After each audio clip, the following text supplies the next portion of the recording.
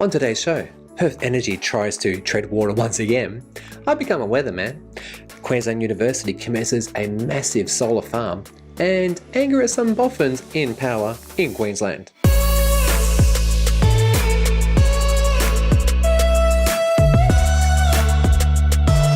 G'day, my name's Chris and welcome to this show on how Australia is progressing to more renewable technologies and getting us cleaner and greener in the process. Now, as you can see, I've got a different layout today. I'm just experimenting and trying different things. And I do trust you had a great Easter. Hey, too many Easter eggs? I definitely had way too many Easter eggs. Okay, so for the next few weeks, I'm just going to experiment and actually separate out renewables such as solar PV, wind, turbines, batteries, all that sort of stuff. And another episode, which should be coming out basically the same day, will be all about cars, EVs, electric mobility, basically. So I'd like to hear your thoughts as to whether or not you prefer this.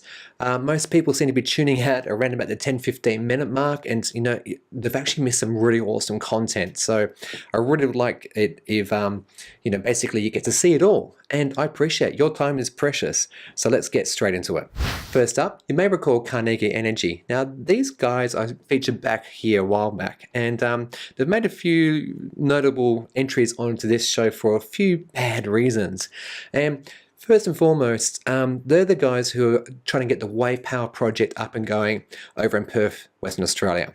And they've had $14 million worth of backing so far. And then one of its founders and directors cashed out and tanked the stock. The Australian Stock Exchange then actually suspended their trading, and well, it's just all been pretty quiet over there. It's very much disappointing. Well, it turns out creditors have now met twice, and they've agreed on, well, one, a restructure, and two, they'd like to get the projects back up and going again, but it's a little bit rich in that they want another $5 million. Ugh. Okay, so I'll keep an eye on this, but I think this is not helping the renewable sort of stories that are out there, because what are people going to turn to first? They look to the fear, uncertainty, doubt, the FUD, and they go, yeah, look at those guys over there. They took all that money, and yeah, you know how it goes. Next. Snowfalls in Western Australia. Now, I'm not bringing this story because I'm a weatherman. Oh, goodness, no. No. I'm bringing it because, well, if you know, north of Albany, that's over in Western Australia, where it's warm, they've had snowfall, which is pretty amazing.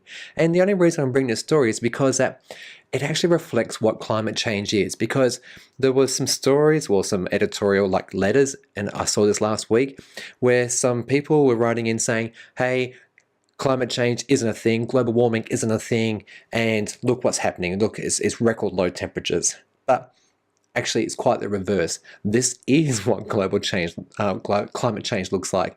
And if we do nothing, if we keep progressing like we are, these extreme weather events like cyclones, snow, high winds, drought, you name it, it's just going to continue to worsen and ruin economies worldwide and displace people. So yeah, whenever you read something like that or you hear something like that from maybe a friend or colleague, maybe just politely point out that, you know what, climate change is about overall increase in temperatures and increasing weather events like this. Next up, University of Queensland has commenced work on a 64 megawatt solar farm. This is going to represent them being the world's first university to be 100% on renewable power. The university said on Thursday that construction of the 125 million Warwick solar farm, of which the University of Queensland officially took ownership of it in November last year, was underway. When completed, the project will produce more than 154 gigawatt hours of energy per year and add more than 6.3 megawatts of solar on the roof of University of Queensland St. Lucia campus. So this project's massive. Now, 64 megawatts, that's basically 50,000 solar panels. This house has got I think it's 8 or something, or 12. It's a 5.5 kilowatt system. And I'll just put on screen now how you convert from kilowatts to megawatts to gigawatts. So those 50,000 solar panels are going in at a cost of basically $60 per megawatt hour, which again is cheaper than coal and gas. Yeah. And for those who may think it's actually like a small university, actually no, they have more than 50,000 students, and on top of that, obviously staff and faculty. So this is a pretty impressive project and should be completed by early 2020. And my final story for today is Australian solar industry experts have vented the frustration and anger at the Queensland University, who have now mandated that all solar installations will require, at a minimum, qualified electricians to put the panels in. Now, for those who may or may not be aware, your panels basically go onto some sort of superstructure and are mounted, and well, that sort of stuff is essentially like laying tiles on a roof. I'm oversimplifying this, but realistically, the long flat panels, they get screwed down onto that steel beam, and then an electrician will connect them all together and plumb it into your house supply and meter and so forth. And well, you definitely need an electrician. But what the industry experts are arguing with the government, the Queensland government in particular, is that you don't need an electrician to do that groundwork, that basic work.